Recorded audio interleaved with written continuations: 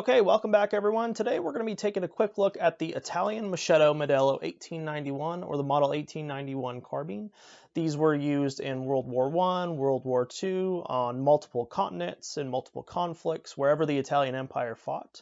From the Alpine Mountains with the Austro-Hungarians to the fascist conquest of Ethiopia, all the way to the shores of Sicily, these rifles really saw a lot of action. This is, of course, a variant of the Carcano family of rifles, starting with the Model 1891 long rifle adopted by the Italian government on March 29, 1892, and would serve as the basis for all rifles used by the Italian armed forces for the next half century. The Carcanos were chambered in the 6.5 Carcano cartridge and adopted a Mannlicher style loading system, along with the principal bolt system engineered by Salvatore Carcano, who we get the rifle's namesake from. So after the Model 1891 long rifles were officially adopted in 1892 as the main infantry rifle for the Italian army, they also requested a shorter variant of the rifle be made to accommodate cavalry units, cyclists, police forces, and then eventually Air Force and paratrooper units when the technology became available. Thus, on July 5th, 1893, the Moschetto Modello 1891 was adopted and were replaced in most units that were previously equipped with the now outdated cavalry Vetterli carbines. And I'll note here that there is a bit of confusion about the naming of these rifles. While the official designation is the Model 1891 carbine or the Moschetto Modello 1891, because these replaced the Vetterli cavalry carbines, they were popularly known as the 1891 cavalry carbines. I know they're throwing a lot of names around. This is, of course, an incorrect designation, even if many of them were indeed issued to cavalry units. And Carcano enthusiasts will be pretty quick to point that out. But again, you'll more often than not see these labeled as Carcano cavalry carbines at gun stores, gun shows, and in gun collections. Now, altogether, the 1891 carbines are quite distinct from the Carcano long rifles. First off, they are shorter, coming in at a length of 36.2 inches. The carbines have bent bolts rather than straight bolts on the long rifles, a shorter rear sight right here, and then they also have side-mounted slings, as you can see, as opposed to long rifles, which are underhand slings. And then they also have the infamous folding bayonet, which is, of course, unique to this rifle.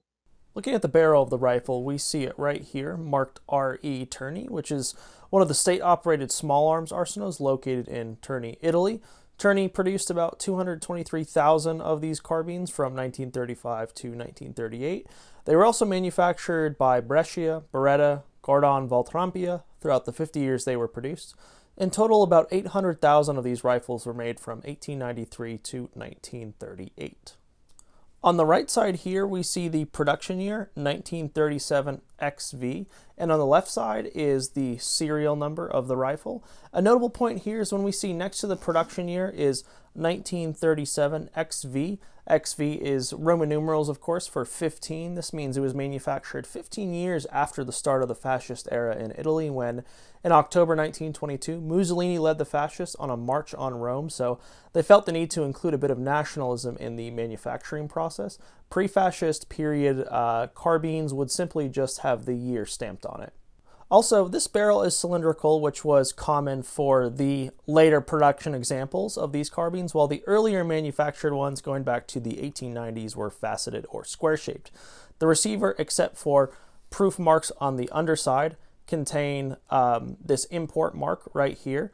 It's quite ugly in my opinion. It says Italy M91 6.5 by PW Arms in Redmond, Washington. That was the import group that brought them in. And these were required when they were brought into the country.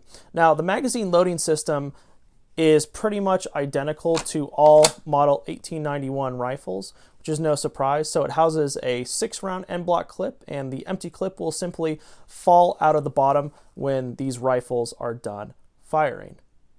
The Carcano utilizes a tube-style safety, so when the bolt is in the cocked position like we see here, you apply pressure to the thumb piece right here and move it to the left. Currently it is in the safe position. You cannot move the bolt or the firing pin will not go forward. The thumb piece also right here blocks a soldier from being able to look through the rear sights here. Thus, indicating that it is in this safe position and that they need to disengage it if they want to continue firing it. To disengage the safety, you move it forward and to the right when the firing pin is now under the pressure from the spring and ready to fire again. Now, another option is to simply hold the trigger down and move the bolt forward, and this will disengage the tension spring, as you can see here. So this is the Carcano safety system.